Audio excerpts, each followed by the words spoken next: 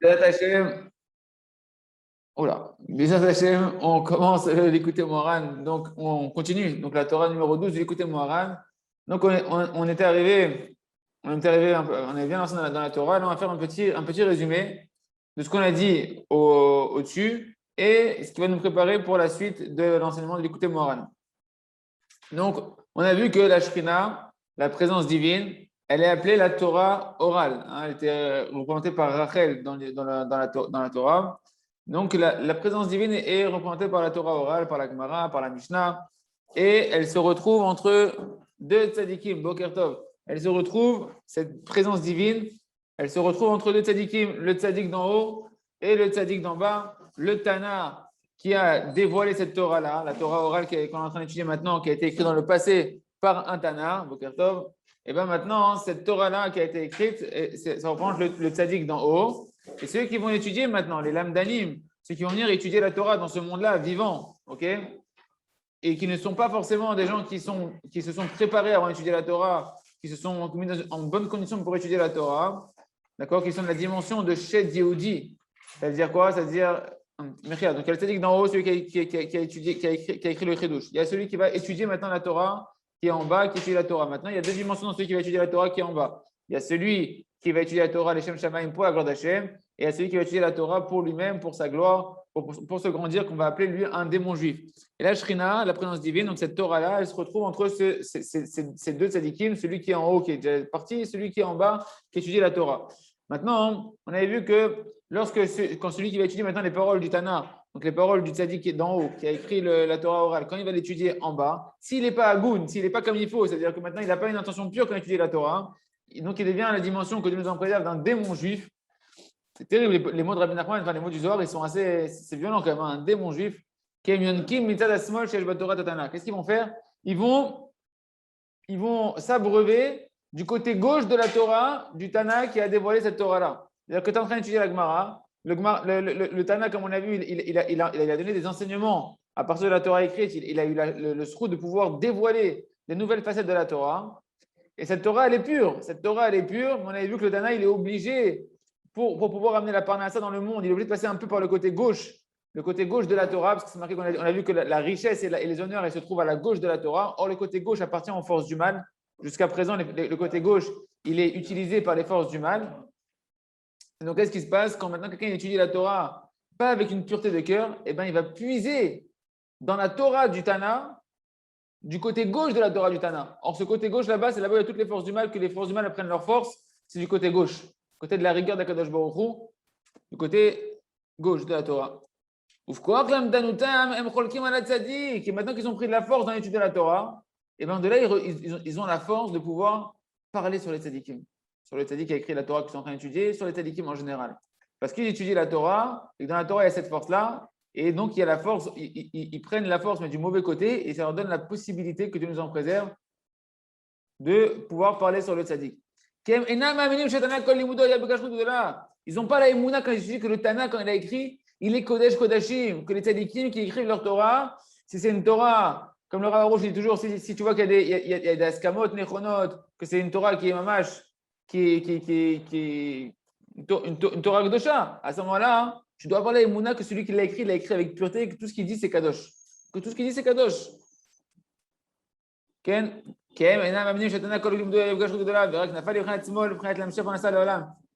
un peu de clim, pas trop fort. Mechila. Ok, donc ils n'ont pas la émouna que pourquoi dans sa Torah, au Tana, quand on lit sa Torah, on dirait qu'elle n'est pas pure, sa Torah. C'est uniquement parce que le Tana, il a dû passer par la gauche pour amener la parnassa dans le monde, que la parnassa aujourd'hui, le shefa et l'abondance, il est chez Esav.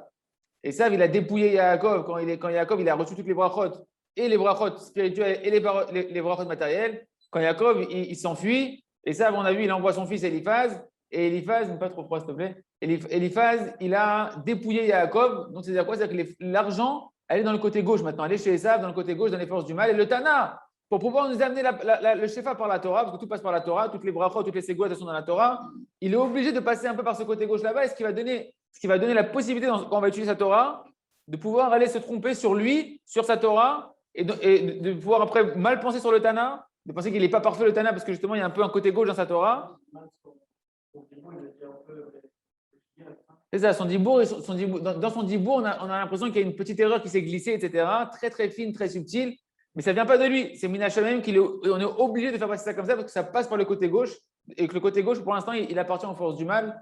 Et que là-bas, ça donne cet effet-là. D'accord? Et donc, lui, quand on va étudier la Torah, si on ne se prépare pas, on va avoir des questions sur les tzadikim. Parce que leur Torah, elle est imbibée de ce passage-là dans les forces du mal qui fait que tu peux avoir maintenant, après un réveil à l'intérieur de toi, d'avoir des questions sur les tzadikim. Que Dieu nous en préserve jusqu'à parler sur le tzaddik. On a dit très bien. Et là où ça vaut, qu'est-ce qu'il pense quand il étudie la Torah? En fait, il a écrit des bouquins pour se faire de l'argent, pour se faire un nom. Et j'ai entendu déjà ces choses comme ça. C'est terrible. On entend des choses comme ça. Les gens ils disent non, mais il veut être une star celui-là. Il écrit des bouquins et des bouquins. Il veut se faire connaître. Il veut qu'on lui embrasse la main. Il veut faire de l'argent, etc. Bidjouk, c'est Mama Shainian, d'accord? Et pourquoi ça? Parce que la Torah qui fait passer dans le côté gauche, c'est d'Avka là-bas pour pouvoir amener au monde entier la part d'argent et de kavod que les gens ils ont besoin, elle est dans le côté gauche de la Torah. Okay. La savouche que les de la reine Hashem Ba'a Mesovev chez Machloket al Tzadik, chez Chai Bedorotenu, chez le Mel Divra Tanaim Bekashrut.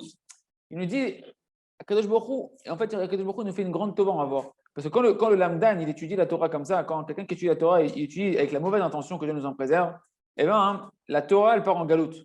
La Torah, elle part en exil dans la bouche de ce Tana-là. La Torah, elle va être enfermée. La Shrina Akdosha, la présence divine, elle part en galoute. L'essentiel de la galoute, elle est ici. Et donc, Akadosh Baruch Hu, il va opérer maintenant un processus pour pouvoir récupérer cette Torah-là. Il faut faire sortir la Shrina de la galoute. La Shrina, elle est en souffrance, la présence d'Hachem, les âmes d'Am Israël et la Torah. Eh bien, tout le monde souffre que la vraie lumière ne soit pas dévoilée de la Torah. Il faut la sortir, cette lumière de la Torah. Qu'est-ce qu'il va faire Akadosh Baruch Hu? Eh bien, il va engendrer que ce Lamdan-là, qui n'est pas Agoun, ce Shed Yehudi, ce démon juif, qui n'est pas comme il faut, qui va se mettre à parler sur un tzaddik. Et c'est Hachem c'est Akadosh Baruch Hu qui provoque que ce Lamdan-là qui étudie la Torah de manière tordue, eh bien, Hachem, par Rachmanout, pour le monde entier, il va lui faire parler sur un tzaddik. Un tzaddik qui est du niveau dans notre génération. Et ça, c'est important de comprendre que si on parle sur un tzaddik d'avant, ça n'a pas de sens. On parle d'un tzaddik qui fait un travail dans cette génération, le tzaddik qui est vivant, qui va faire un travail de pouvoir extirper cette Torah-là qui est partie en galoute, de pouvoir réparer cette Torah-là qui est partie en galoute et la ramener dans le bon côté de l'effort du bien et de pouvoir sortir la shrina de la galoute et donc ramener de la lumière pour l'âme Israël, de l'abondance pour l'âme Israël, etc. Donc, c'est pour ça qu'Hachem, il entraîne qu'il y a de la marloquette sur le tzaddik, qu'on se met sur un tzaddik qui est dans notre génération, que lui, alors qu'il est tzaddik, lui, c'est lui d'Avka qui étudie la Torah Bekashrut. Lui, il étudie la Torah orale avec les Shem Shamaim, les Gamre, tout pour la Kadosh Baruch Hu, avec la Emunah dans tous les Tanaïm, dans tous les tzaddikim. Et mamash, lui, d'Avka étudie la Torah orale et sur lui, Kadosh Baruch Hu, il va faire que maintenant, c'est les Shed Yehudim, ils vont parler sur lui. Qu'est-ce qu'il va faire donc ce tzaddik-là? Le fait qu'on va voir que de la manière donc il va accepter la marque loquette, le tzaddik. Il y a un travail chez le tzaddik d'accepter la marque loquette, de se taire, de ne pas répondre, d'accepter avec amour et avec joie. Et quand il fait ça, il va pouvoir comprendre d'où est-ce qu'il a tiré sa force.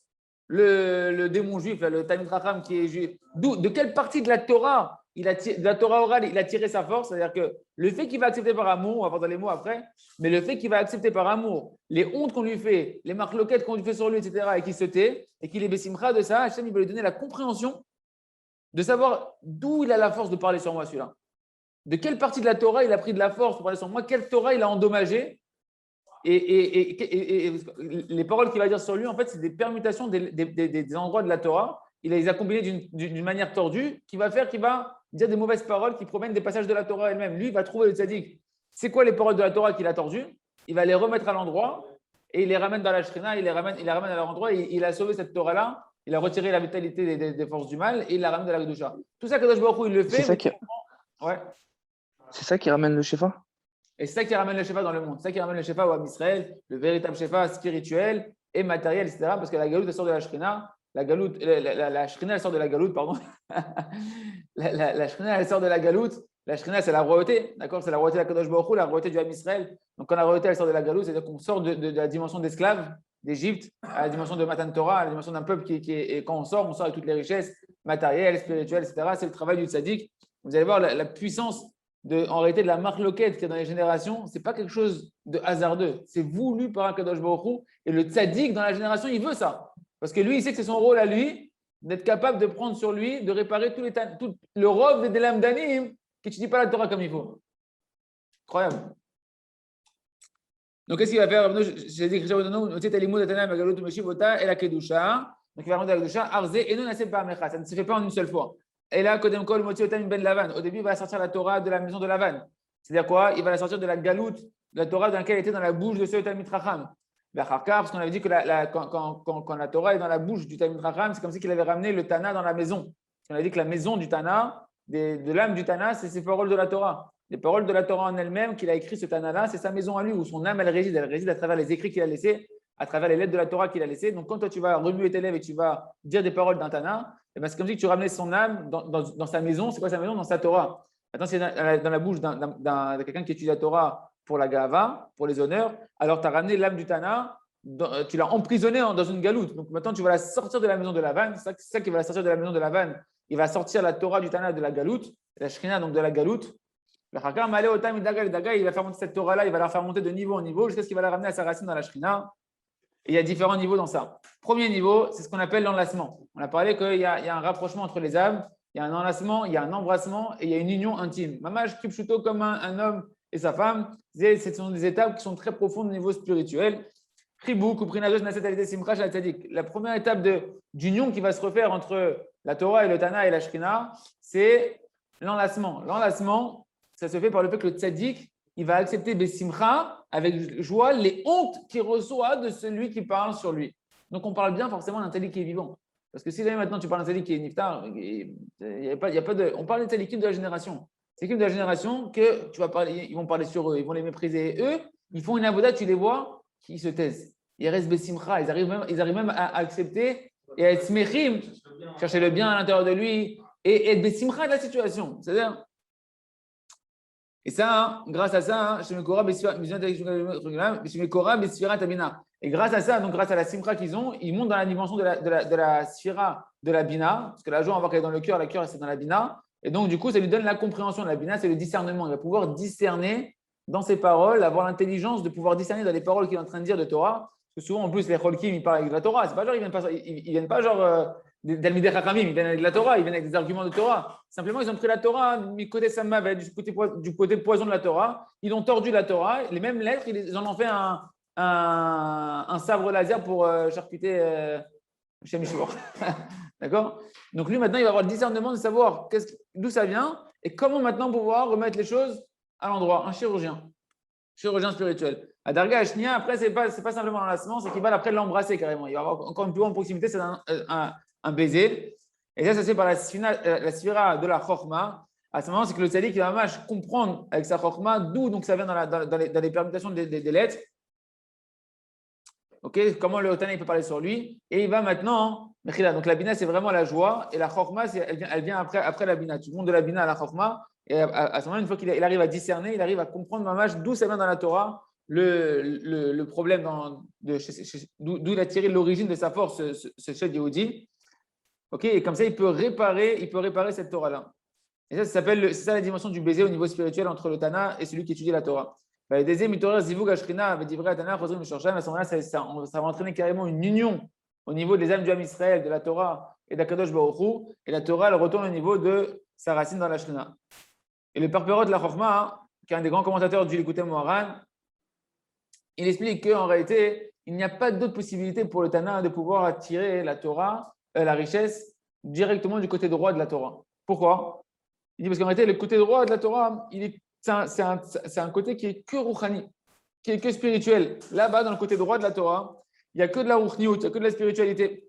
Et le Tana que lui, tant qu'il reste constamment, le Rov du Zman, il est que dans le côté droit de la Torah, il ne ressent pas du tout besoin de s'occuper de l'argent, des choses matérielles de ce monde-là. Il est complètement déconnecté de la matérialité. Et donc là-bas, il ne peut pas t'attirer de la parnassa, parce que pour lui, ça n'a pas de sens, la parnassa. Rabbi Shimon Bar Yochai, Rabbi Yochanan ben Dosa, les tzadikim, ils n'ont pas besoin de parnassa. Leur tête, elle n'est pas du tout connectée avec ça. C'est complètement déconnecté de ça. Donc, ils ne peuvent pas t'attirer la parnassa du côté droit de la Torah. Et d'un autre côté, même du côté gauche, ils ne veulent pas aller là-bas. Pourquoi? Parce que le côté gauche, c'est vrai que là-bas, il y a la parnassa qui est chez Esav, etc. L'abondance matérielle, elle est chez Esav. Mais c'est tellement matériel là-bas. C'est tellement complètement matériel, il y a tellement d'emprise des forces du mal là-bas, que même s'il veut passer par là-bas, il sait qu'il risque lui-même, ça risque de l'endommager et l'abondance qu'il va amener, elle risque de s'endommager là-bas. Donc, qu'est-ce qu'il doit faire là-bas, le Tana? Il doit aller là-bas, mais très, très rapidement. Genre, il doit passer dans le côté gauche quand il dévoile sa Torah, mais d'une manière genre furtive.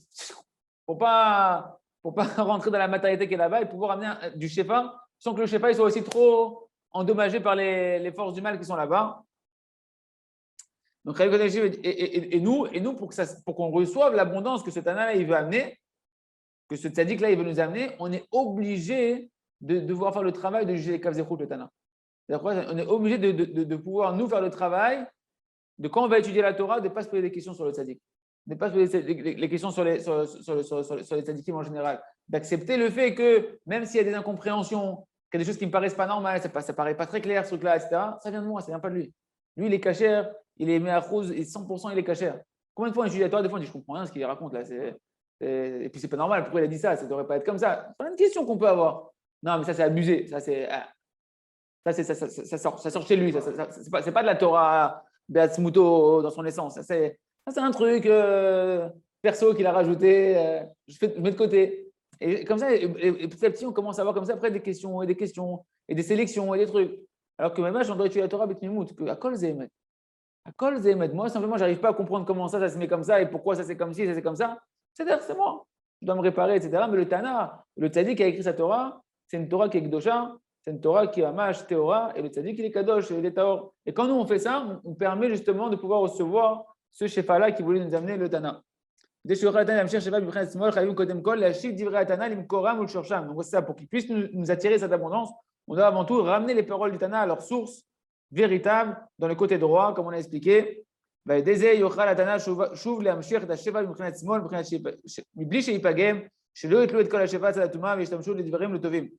comme ça, le Tana, il peut nous amener après l'abondance sans que le côté gauche, il va endommager cette abondance-là et que que l'abondance ne va pas être utilisée pour des choses interdites, des choses qui sont contraires à la Torah, parce qu'avec de l'argent, malheureusement, on ne fait pas forcément que des bonnes choses. Il faut savoir être capable de pouvoir recevoir de l'argent, mais une bracha qui va servir la Torah, qui va servir de pouvoir servir à Kadosh Baruch Hu, de pouvoir aider ceux qui servent à Kadosh Baruch Hu, etc.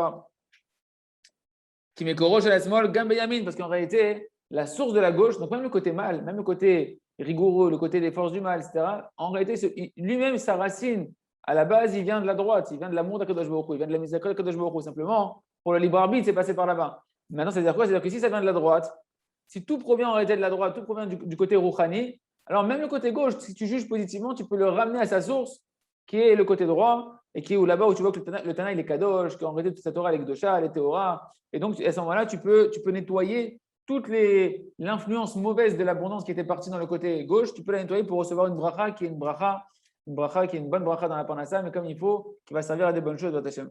Et tout ça, en fait, celui qui fait ce vrai travail-là, c'est le tzaddik vivant dans notre génération, qui, par sa Torah, qui a aidé Torah par le fait que maintenant le Hamdan, celui qui étudie la Torah d'une manière tordue, il va se mettre à parler sur lui, et bien le tzaddik, lui, il va faire tout ce travail-là. Et c'est lui, nous, on fait ce travail-là à notre niveau à nous, on essaie de faire ce petit travail-là, mais celui qui fait le gros travail en réalité, c'est le tzaddik de la génération que lorsqu'il accepte qu'on va parler sur lui, il accepte en réalité de donner la force à tous ceux qui ne sont pas réparés, à ceux qui sont pas réparés, de parler sur lui. Et à ce moment-là, lorsque maintenant il donne la parole, il faut comprendre, c'est-à-dire que le tzaddik de la génération, qui plutôt, il veut qu'on parle sur lui. Il sait que ça a avoda, il est tzaddik, il a un niveau de Emouna, un niveau de proximité à Kadosh Baruch Hu, un niveau d'amour d'homme Israël, de la Torah et d'Akadosh Baruch Hu, qu'il est prêt à ce qu'on parle sur lui. Il est prêt à ce qu'on crache sur lui. Il dit à crachez, comme ça vous allez cracher votre Torah. Vous allez cracher votre venin. C'est quoi votre venin aujourd'hui? Votre venin, c'est votre Torah. La Torah, vous l'avez pris du côté du Sammavet de la Torah, vous avez du poison de la Torah. Je vais vous guérir. Je vais vous guérir et je vais guérir le monde parce que tous ceux qui vous écoutent, ils sont en train de se contaminer. Et ils pensent qu'ils sont dans le bon chemin. Alors parlez, sortez. Allez-y, ouvrez les valves, sortez toute la Torah que vous avez en magasin à l'intérieur de vous qui n'est pas bonne. Et le tzaddik, quand il fait ça, par le fait qu'il va se taire. Et c'est ça la grande clé pour voir les tzaddikim de la génération. Il n'y a pas 36 clés, Rabbi Nachman ne donne pas 36 clés. Et les gens, je ne comprends même pas qu'ils étudient l'écouter Moharan et qu'ils ne se rendent pas compte de ça. Rabbi nous dit, tu veux voir c'est quoi un tzaddik? On parle sur lui, c'était. Regarde bien, c'est pas facile de se taire. Il n'y a pas beaucoup qui arrivent vraiment à se taire. à vraiment se taire, à rester Bessimcha et à louer les gens qui sont en train de les mépriser alors qu'ils font des pancartes sur eux, qui font des trucs sur eux. Il n'y en a pas 36. Il n'y en a pas 36. Vraiment, il faut. Il y en a 36. 36 il y en a 36 tzadikim cachés. Et puis, il y a la cerise sur le gâteau. Il y a le rôle de tous ces 36 tzadikim-là. En général, c'est celui qui se fait le plus ratatiner au niveau des médias religieux. D'accord? Il n'y en a que 36. Hein. Ok, vous savez, tu regardes, c'est pas chaud. Rabbeinu, il dit le tzaddik, son travail, il le fait en se taisant, en restant bessimcha des hontes qu'on lui fait. D'accord? Parce que lui, il voit. Lui, il voit que la présence divine, elle est descendue dans la galoute. La Torah, qui est la présence divine, dans la bouche de ceux qui étudient la Torah de manière tordue, la présence divine, elle est partie en galoute. Et il voit là-bas qu'à cause de ça, toute l'abondance que l'âme Israël devrait recevoir matériellement et spirituellement et matériellement, elle est diminuée. Parce que toute l'abondance, elle vient de la Torah. Toute l'abondance, elle vient du Kesha Hashem qu'on a de la Torah Kedosha. Mais si la Torah, maintenant, elle est utilisée dans le mal, alors toute l'abondance qui va avec, elle est diminuée. Parce que c'est Talmidei Chachamim qui étudie de manière pas correcte, eh ben, ils sont en train de matérialiser toute la racine spirituelle de l'argent. L'argent, elle vient de la spiritualité, et par le fait que maintenant, eux, ils étudient pour le kavod, ils étudient pour l'argent, pour le kavod, etc., eh ben, Chazé Shalom, ça amoindrit toute la source spirituelle de l'argent et ça diminue l'argent. L'argent, elle ne vient pas sur l'âme Israël, sur chacun d'entre nous comme il devrait venir. Et tout ça parce qu'ils pensent que les Tanaïm qui ont écrit, ou les Tzadikim qui ont écrit leur Torah, ils l'ont écrit pour le kavod, ils l'ont écrit avec des imperfections, avec des choses à redire, etc. La reine, on m'a vu être kol hashefa le mot haolam, shem tzatzmol. Ceux qui étudient la Torah comme ça, quand on étudie la Torah comme ça, on donne l'abondance au goyim. L'abondance, il va du côté gauche de la Torah. Parce que tu penses que tout c'est pour les honneurs et pour l'argent qu'il étudie, etc. On a dit que le côté gauche de la Torah, du côté gauche de la Torah, c'est là-bas qu'il y a les honneurs et l'argent. Or, le côté gauche, il appartient à Esav. Donc, plus tu crois que la Torah a été dite dans ce but-là, et plus tu donnes la force qu'en fait, l'argent, elle va chez les goyim, pas chez nous. Et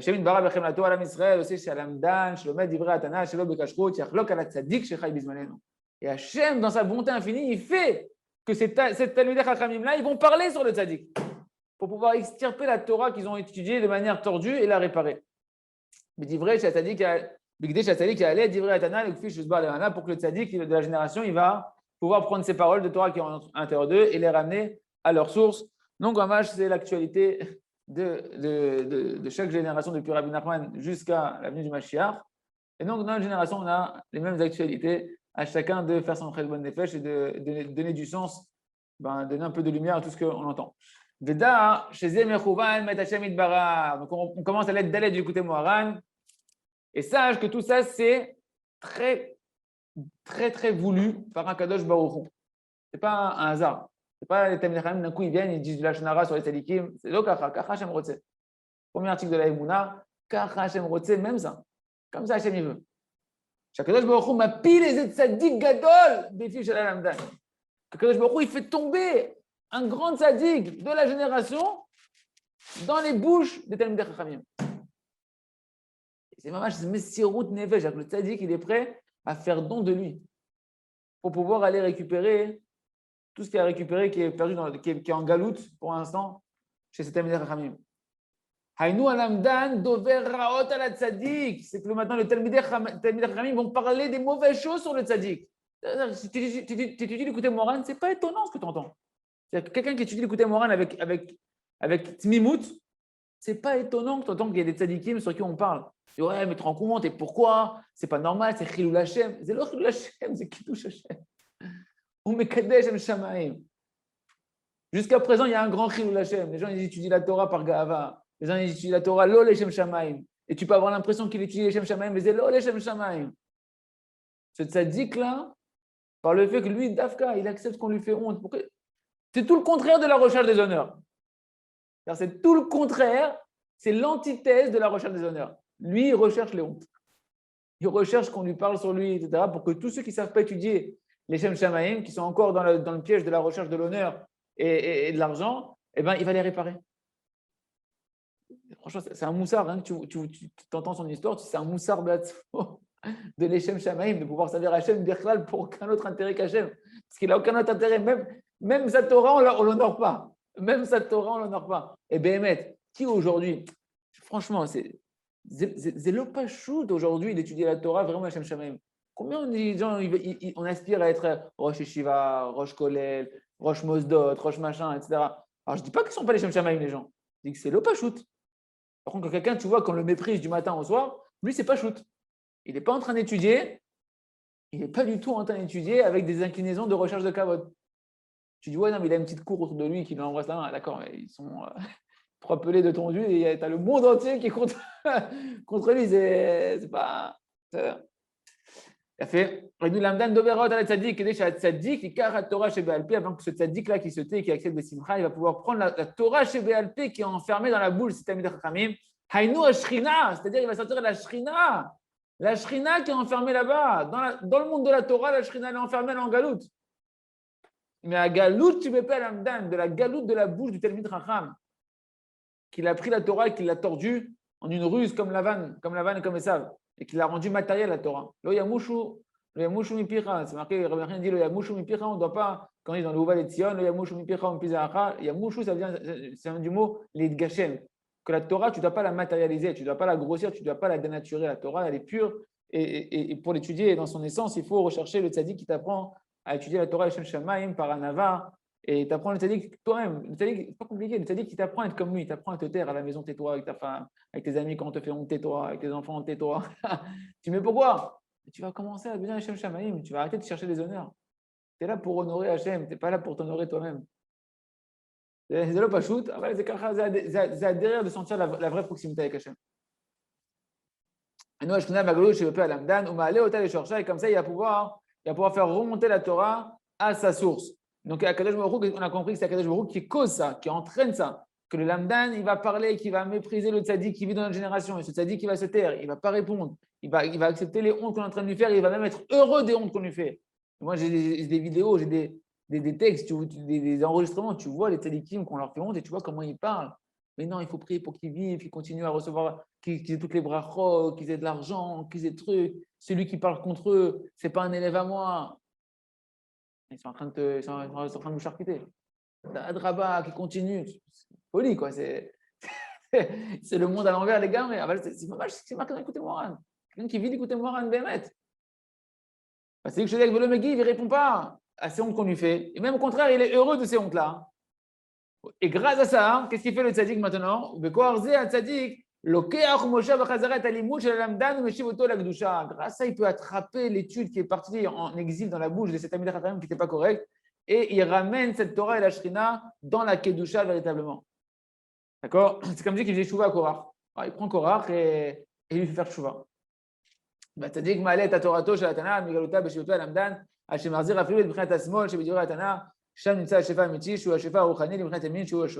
Donc, comme ça, le tzaddik qui permet de faire monter la Torah de cet Anna qui est en exil, la sort de la bouche de l'Amdan, il la ramène. Il peut même la sortir du côté gauche par laquelle elle est passée. Mais du côté gauche de la Torah, c'est le côté où il y a de l'emprise du mal. Et bien, il arrive même à la sortir et la ramener à sa racine qui est le côté droit où il n'y a que de la Gdusha là-bas. Et donc, pouvoir ramener ainsi sur l'âme Israël toute l'abondance véritable, la vraie source de la Torah, la vraie abondance véritable de la Torah qui comble tous les manques d'un homme matériel et spirituel. Les madrigas, donc il fait remonter ça de niveau en niveau, et ça c'est par des différentes étapes qu'on a vu à l'oral. Mitrila les pribouk, d'abord il permet de réparer ça avec la dimension d'un enlacement. Il y a un enlacement entre le Tana et les Satora, et celui qui l'étudie. Bachaka les prinat nishuk, après la dimension d'un baiser. Bachaka les prinat zivug, et après c'est la dimension donc carrément de l'union, comme c'est marqué dans Shir HaShirim, Ani Havatzelet Sharon, je suis la rose de Sharon. Alors, on va expliquer un peu, ça c'est un peu encore une autre notion. Al-Pi Kabbalah, Achavatzelet Mavamed et Sfirat Amalchut Pe. La Chavatzelet ici, c'est une sorte de rose, elle fait référence à la Sphira de la Malchut et donc à la Torah chez Béalpé. Donc, chez Aléa, Adaïn, Yerukin, Veshba, Kridatadin, Edzematzal, Shebekhan Tribuk. Là, la Chavatzelet Sharon, c'est une rose qui a une couleur encore verdâtre. C'est quoi cette couleur verdâtre? Ça fait référence en réalité lorsque la Torah elle est encore dans le din, elle n'est pas encore sortie de sa galoute, elle est encore méprisée, elle est encore à son état en exil, et c'est-à-dire que la Torah elle est encore enfermée dans la bouche des Talmidei Chachamim, et on s'inclut dedans, on n'est pas mieux que qui que ce soit, que la Torah elle est encore enfermée là-bas, elle est encore en galoute, elle n'a pas sa vraie lumière, d'accord? Ça c'est la dimension de l'enlacement. Voilà les Prinat Nishuk, quand la Torah va monter à un niveau carrément d'un baiser, elle devient Shoshana Tadouma, elle devient une rose qui devient rouge. La couleur, elle passe du rose au rouge, c'est ce qu'on va voir dans la suite de Shir Hashirim. Là-bas, c'est Shoshana Ta'amakim, là-bas, c'est marqué la rose qui est dans les profondeurs, dans les vallées. C'est une rose là-bas qui est rouge. D'accord? Adouma Meora Ba Tseva Lavan, Amora Al Rachamim. Okay? Parce qu'il dit que la rose rouge, elle est mélangée avec aussi de la couleur qui est blanche, qui fait référence à de la miséricorde. Car la Torah chez Béalpé, de la manière, la Torah chez Béalpé, la Shrina, Bitrila, Iruka, Kachavatzelet. Au début, la Torah chez Béalpé, elle est rose, la Shrina, la Gemara, etc. Elle a une couleur, pas rose, elle a une couleur verdâtre, d'une rose verdâtre. D'accord? Ou comme chez Amrou, Esther Yera Kroget Aïta. Bitrila, Iruka, Kachavatzelet. Comme chez Amrou, Esther Yera Kroget Aïta. Qu'on voit que Esther dans la Megillah, c'est marqué, elle avait un teint verdâtre. Elle avait un teint verdâtre, c'est marqué dans ma série de Megillah, page 13. Pourquoi? Parce qu'en fait, Esther a fait référence à la Torah chez Béalpé. Esther, elle fait référence à la Torah qui est encore en galoute. Elle est chez qui? Chez Achashverosh. Elle est enfermée dans le palais de Achashverosh. Il n'y a pas de plus grande galoute pour une bâtisse Israël qui était mariée déjà, d'être enfermée dans la maison d'un roi qui est rempli de mauvaises mœurs, de mauvaises pensées, de mauvaises choses. Hachem Ishmor. D'ailleurs, c'est vraiment lié parce qu'on a dit que d'où ça vient qu'une personne, sa Torah, elle part en galoute? Parce qu'il ne répare pas son brut. D'où ça vient la recherche des honneurs dans la Torah? Vous vous rappelez, on avait vu dans la Torah 11 qu'en réalité, on avait vu que une femme adultérienne, elle piège des âmes précieuses. Et c'est quoi les âmes précieuses? C'est les âmes de ceux qui cherchent le kavod, qui cherchent à être précieux dans leur Torah, qui cherchent, etc. Et que des Shalom, avec Mara nous dit qu'un homme qui cherche du kavod, il va tomber dans des mauvaises pensées, jusqu'à pouvoir aller plus loin. D'accord? Et donc, en réalité, que la Gahava et donc l'étude erronée de la Torah, elle provient du côté des mauvaises mœurs, qu'on ne cherche pas à réparer les mauvaises mœurs. Pourquoi je dis ça? Parce que tu vois que Davka, la Torah, où est-ce qu'elle est là-bas? Esther, elle reprend la Torah chez Béalpé. La Torah chez Béalpé, où est-ce qu'elle se trouve ici? Chez Achashverosh. Que Achashverosh, qu'est-ce qu'il fait? Il se marie avec elle. Et quand est-ce qu'elle prend la place? Quand il voulait montrer Vashti devant tout le monde, faire le spectacle de Vashti, la beauté de Vashti, de manière chez Mishmor. D'accord? Faire un spectacle pour tout le monde. Et Esther, elle rentre à la place. Tu vois que, il n'en parle pas ici, le Rav, mais comme ça, Hachem m'éclaire maintenant, mais tu vois que Mamash, c'est lié avec la Torah qui est juste avant, et tu vois que chaque Torah, l'écouter moral, Mamash, elles s'imbriquent l'une dans l'autre, et que tout ça, ça va ensemble. La Gahava, la recherche des honneurs, la débauche, etc. Tout ça, ça va ensemble. Et tant qu'une personne n'est pas prête à travailler sa débauche, elle n'est pas prête à préserver ses yeux, elle n'est pas prête à préserver ses pensées, elle n'est pas prête à se sanctifier, à monter de niveau en niveau, peu importe le niveau auquel tu commences, mais d'être prêt à vouloir avancer dans la confiance qu'il y a un autre plaisir beaucoup plus grand que ça, qui est Kadosh Baruch Hu, Be'atzmo, sa Torah, etc. La personne ne peut pas sortir de la galoute. Elle est en galoute avec sa Torah et sa Torah, elle est en galoute. Et il se retrouve après à étudier la Torah et avoir des questions sur les tzadikim et à parler sur les tzadikim. Prenat Esther. Prenat Esther, ici qu'on voit Esther, il m'arrête la Torah chez Béalpé. Comme c'est marqué, va-t-il bâche, Esther Malchut, elle s'est revêtue Esther de royauté. Donc elle fait référence à la royauté. La royauté fait référence à la Torah orale, Malchut P, comme on avait vu dans le Petach Eliyahu, avant dans la prière, on dit là-bas Malchut P Karenanla, la Torah chez Béalpé, on l'a appelée Malchut P, la Malchut P, on l'a appelée Torah chez Béalpé, la royauté, eh ben, elle fait référence à la bouche et donc à la Torah orale. Donc c'est Esther Tzadékel qui représente la Torah orale, qui représente la royauté, qui représente la Shrina. Donc la Torah Shora et Tzalotolamdan Shemastir, être Rosh à la Tana, quand maintenant la Torah elle se retrouve dans la bouche de cet étudiant de Torah qui va être dans la dimension de Esther. C'est quoi Esther? Esther, c'est caché. Que lui, quand il étudie la Torah, il cache toute la beauté de la Torah. Pourquoi? Parce qu'il se l'approprie. Attention, il peut te faire un pile-poule de fou. Il peut te faire un raisonnement de malade. Rabbeinu, il a dit que la Torah, comme ça, elle vient plus vite. Celui qui est dans cette dimension-là, il va avoir une aslacha de comprendre la Torah de manière tordue, c'est-à-dire tordue au niveau de ce qu'elle doit amener dans les changements intérieurs, etc. Mais au niveau des raisonnements, il peut te faire des pile-poulim de malade. Et il les prend pour lui. Regarde les pile-poulim que je te fais. Je te montre comment je suis. C'est dur ce qu'on est en train de dire, mais ça montre à quel point on doit faire Cheshbon HaNefesh dans l'étude de la Torah. À quel point on doit faire Cheshbon HaNefesh, que tu ne peux pas étudier la Torah sans faire Cheshbon HaNefesh. Tu n'as aucune assurance, et celui qui te dit ça, qui te vend ça, c'est un charlatan. Tu n'as aucune assurance que ta Torah chez BLP sans Cheshbon HaNefesh, elle ne va pas te rendre Korach.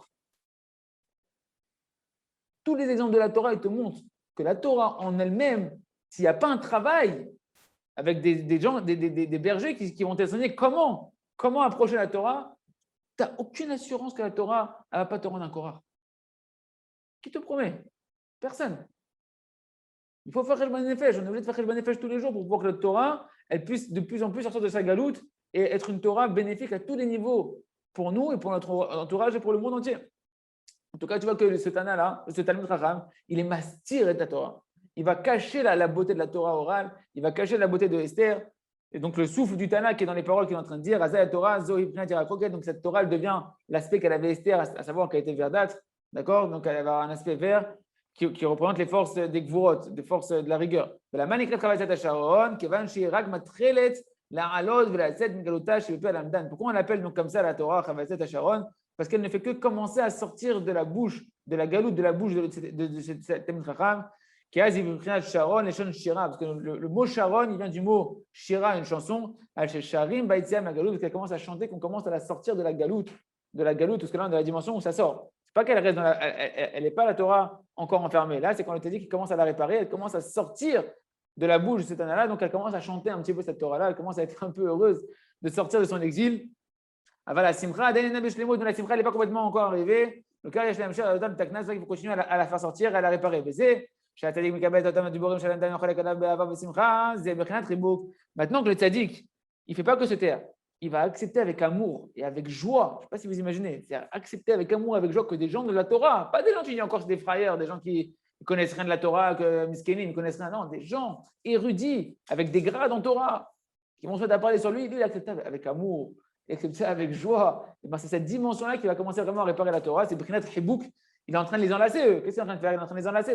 Et en fait, il est en train d'enlacer la Torah qui était en galoute, qui était chez eux. Il est en train de l'enlacer, il est en train de l'apprendre. Il est Bessimcha, pas que des Talmid Chachamim parlent sur lui en eux-mêmes. C'est pas joli. Il est Bessimcha de la réparation, de faire sortir la Torah qui était en galoute. De pouvoir être Metaken, cette Torah qui est en galoute, parce que c'est Enra Asot. La Torah, elle a cette force-là de tirer dans l'autre côté. Ben, il est content de pouvoir la réparer.